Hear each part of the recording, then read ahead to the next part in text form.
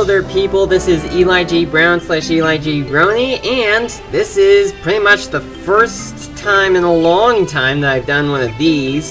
Simply a MOC that is just an ordinary object, rather than just creating another character.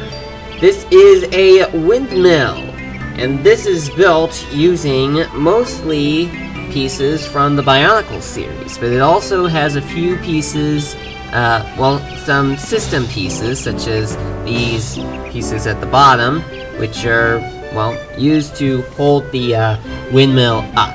Now, this part right here, the Toanuva armor, it's actually supposed to be like maybe the door of the windmill. I'm not quite sure. Anyway, I built this because, alright. For any fans, for anyone who isn't a fan of Thomas the Tank Engine, warning, I'm going to be talking about Thomas the Tank Engine. So, just to let you know, if you don't like Thomas the Tank Engine, if I remember to, I will put a time code in the video that you can skip over to skip over to the point where I stop talking about Thomas. So, anyway, I made this because I thought about making a new introduction for my Thomas and Friends New Engine Slideshow series and my Eli the Tank Engine series, because I felt that it was about time that I made a new introduction. I've made all sorts of different introductions in the past, and I felt like it was time to make a new one. So, I was originally going to buy a wooden railway windmill from eBay, but I didn't want to spend my money on just a windmill, so I decided to make my own windmill out of Lego parts. I was going to have it be entirely Lego system parts, non-Technics and non-CCBS, but I didn't have enough of those parts to make a decent looking windmill, so I just went ahead and made this. Now, to show you how I made this windmill, I did it by, first it uses one of the main torso pieces from the original Bionicle Toa sets on the bottom. It's slightly yellowish because it's about 15 years old. So, but it's been exposed to the sun.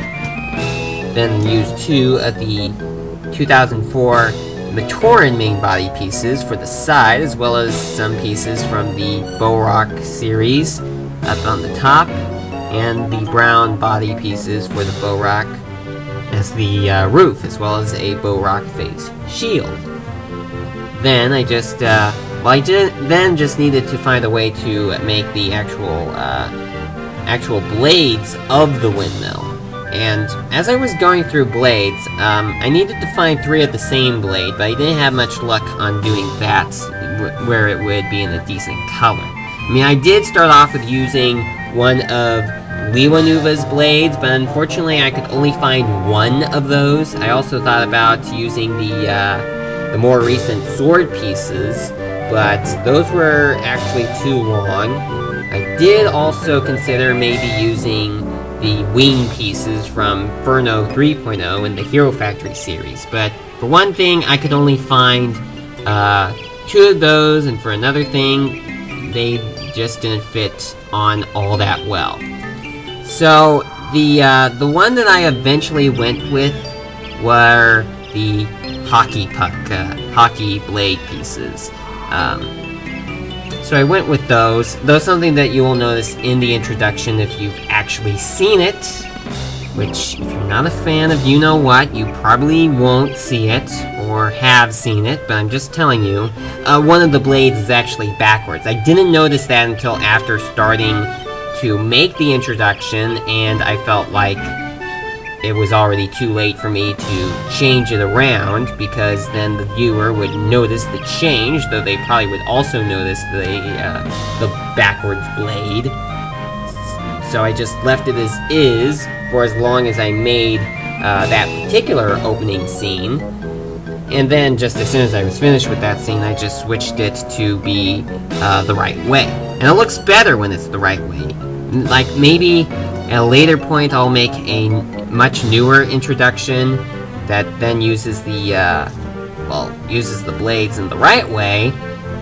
But I just didn't. This time, I just went with, just dealt with having a backwards blade. Now, when I was very close to finishing this, I used one of the white shield pieces. This is actually from the Ultra Build Captain America set, which I used an eraser to get the printing off of it, because I didn't need to have the printing on there, because I got the set for MOC purposes. So I just put that on there, and then put the tri-piece on, which is where the blades are connected to. And then, well, lastly, these pieces right here, the top part right here also flips off, so don't want to have it be down this way. You just have these pieces, because I kind of felt like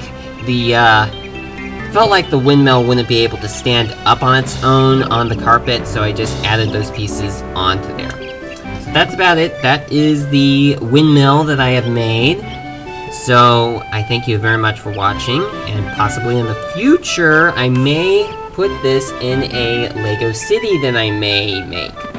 So that's about it. Thank you, and I will see you next time.